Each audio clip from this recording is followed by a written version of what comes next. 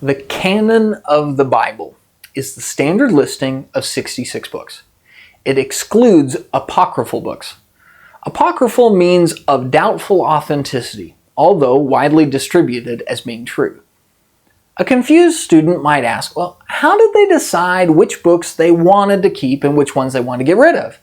But determining the proper canon of the New Testament was not a matter of selecting the books which would be exalted like we might select a pair of jeans for a summer vacation. It's a question of discovering which books were from God and which were not. This was not as difficult a task for the early Christians as it might have sounded. The apocryphal books written by men are as different from inspired books as tea is from milk.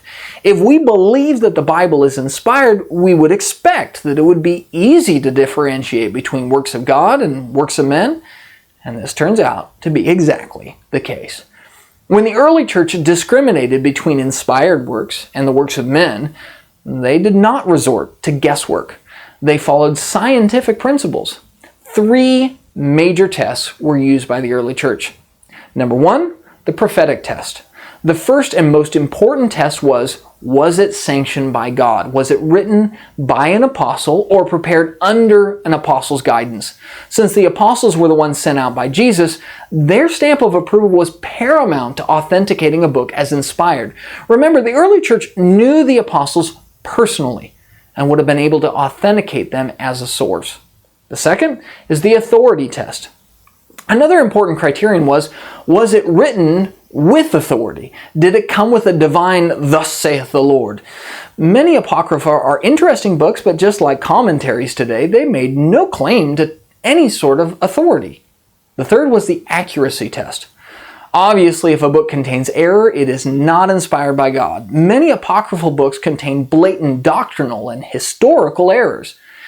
Since the Bible is God's work, it is easy to tell it apart from men's imitations, and this is exactly what the early church did when they established the canon of the 27 New Testament books.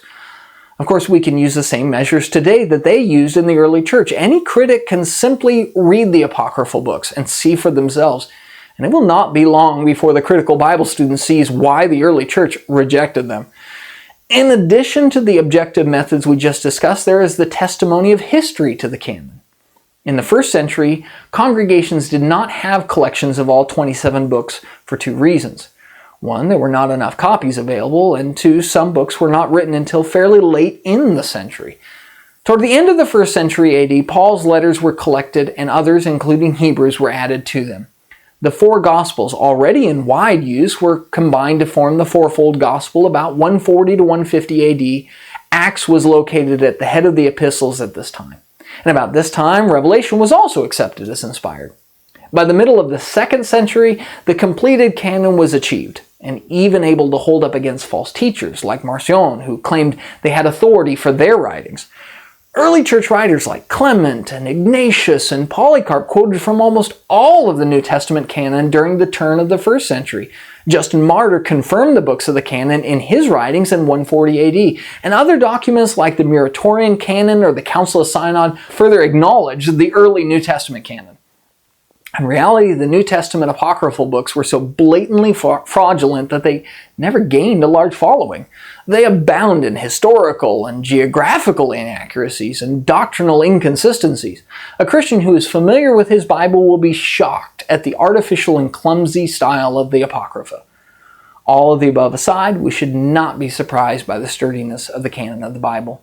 If we believe God spoke to man, it is logical to believe that he will preserve his word for man until the end of the world.